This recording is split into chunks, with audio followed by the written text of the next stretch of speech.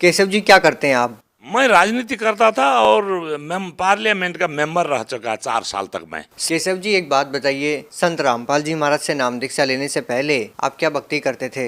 मैं वही जो ब्रह्मा विष्णु महेश की साधना, तीर्थ जाना आना, पूजा पाठ करना, यही सब किया करता था, लेकिन मेरी थोड़ी सी अलग है।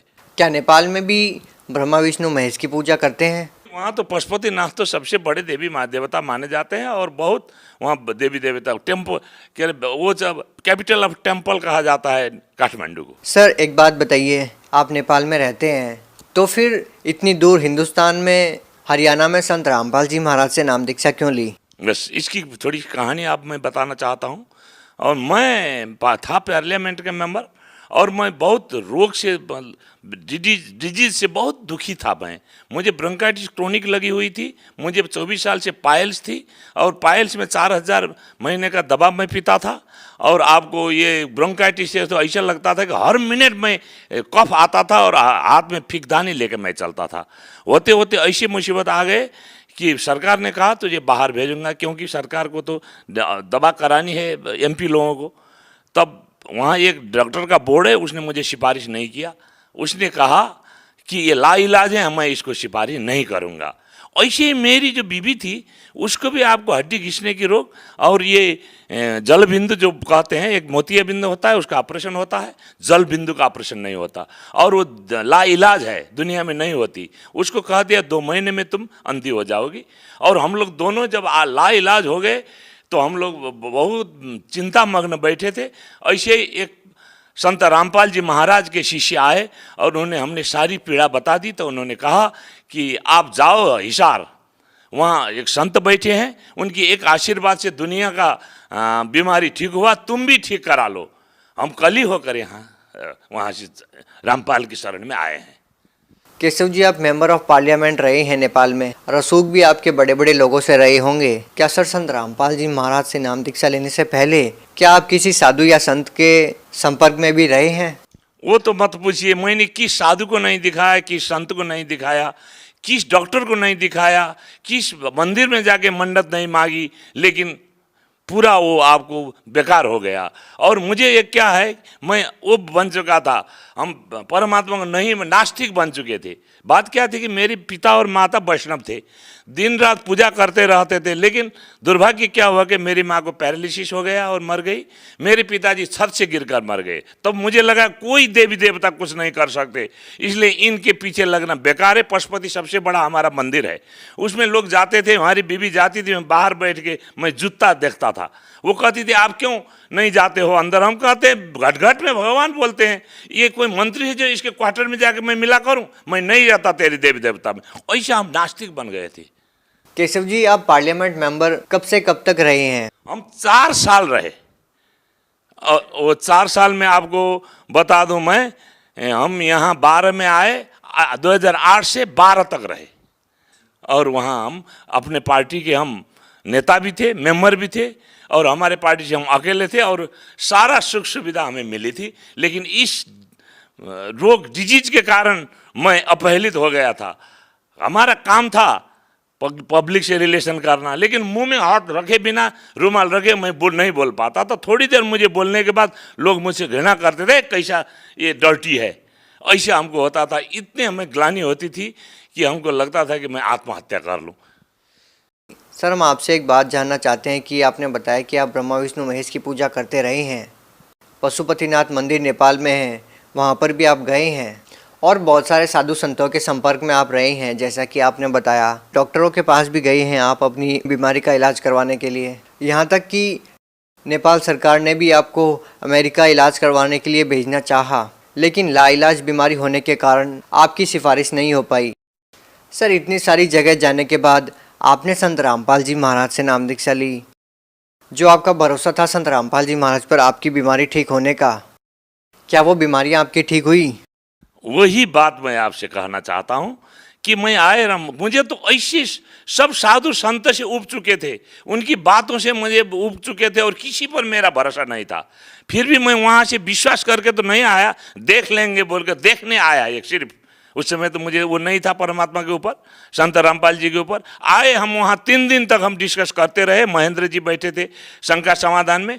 3 दिन तक उनसे होते होते उन्होंने लास्ट में कहा, मैनाली तुम चले जाओ, जब मरने लगोगे तुम कहोगे सब कुछ करूँगा और तो उसके बाद तुझे नाम दी जाएगी और तुम आशीर्वाद मिलेगा, अभी जाओ। तब मुझे लगा हाँ बाप रे ये तो है, जब मरने लगेगा लोग तो कहेगा ही, कुछ भी करेगा। तब हमने आपको जाके नाम लिया और हमारे पत्नी को भी, बीवी को भी नाम लेने के लिए बोला। और जब नाम लेने हम गए और आशीर्वाद के लाइन में बैठे तो परमात्मा वहाँ आए, संत रामपाल जी महाराज आए। आते ही हमने उनसे 2 मिनट रुक के अपनी बात कही तो हंसे और सर पर हाथ रखकर बोले, बेटा सब कुछ ठीक हो जाएगा। उतना कहते ही मुझे ऐसा लगा कि जैसे आग में पानी डाला गया हो, इतनी शांति हुई। तो हमें लगा ये संत के, ये रामपाल जी के अंदर ज़रूर कुछ है। और उसके बाद मैं वहाँ से लेके बाहर आया और आते ही देखिए चमत्कार। और मुझे वो गर्मी का महीना था, मुझे एकदम बाथरूम जाने की इच्छा हुई। बाथरूम गए तो इतनी सी आपको ब्लड हमें गिर गई। हमको लगा आज तो यही मरना ही था, मरने आए यहाँ। तब उसके बाद रात को सोने के बाद आपको रात में खांसी, तो आपको हर मिनट में होने वाला खांसी 80% ठीक हुआ। और कल सुबह हम चल दिए। और आपको मैं बता दूं कि जी उस दिन एक पैखाना में इतना ब्लड गिरा, उसके दिन से आज तक वो पाइल्स कहाँ गया पता नहीं, उसके बाद से वो खांसी कहाँ गई पता नहीं। मैं आश्चर्य मानता हूँ कि परमात्मा है तो इनको परमात्मा कहा जाएगा। और हम क्या 4 महीने में तो हमने सतनाम ले लिया। उसके बाद परमात्मा की चरण सेवा में गए तो उन्होंने कहा, बेटा ये राजनीति दलदल से निकल जाओ, तुम बहुत बड़ा दलदल में फंसे हो। हमने कान पकड़ लिए उसी समय और कहा, परमात्मा आज से मैं संन्यास ले लेता हूँ। और उस समय से मैंने संन्यास लिया, पार्टी दूसरे को जिम्मे लगा दी।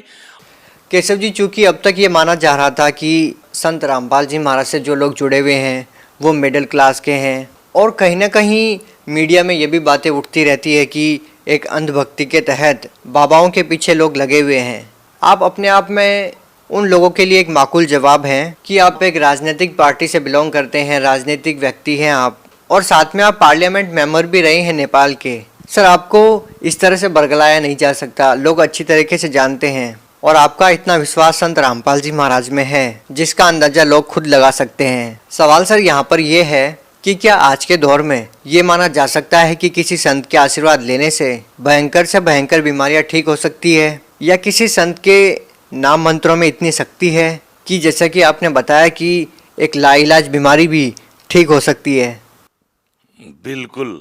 अभी तो हमको इतना हमें दृढ़ विश्वास है कि उस संत जो तत्वदर्शी हैं, वो संत जो धर्मशास्त्र अनुकूल भक्ति कराते हैं, उनकी मंत्र से और उनके आशीर्वाद से लाइलाज बीमारी भी ठीक हो सकती है और जीवन में सुख आ सकता है और समृद्धि आ सकती है और आपको मुक्ति पाया जाता है। इतना हमें दृढ़ विश्वास है। अभी तक तो हम तो दंत कथा में जीते थे, अभी तक तो हम आपको क्या कहते जोक्स में जीते थे, अभी तक तो हम लोक वेद में जीते थे और उसी को हम लोग शास्त्र विधि मानकर हम कर रहे थे और उसी के क्या है वो कर रहे थे। लेकिन किसी को पता नहीं था कि वो लोग हम लोगों को ठग रहे थे, अपनी व्यापार चला रहे थे। हमारे उनका कोई चिंता नहीं थी। अभी हमको पता चला, हमने देखा शास्त्र कौन संत तत्वदर्शी संत है। ऊर्ध्वमूल अधर शाखा उसमें लिखा है कि फुनगी से आपके जड़ तक जो पता सके वो तत्वदर्शी संत है।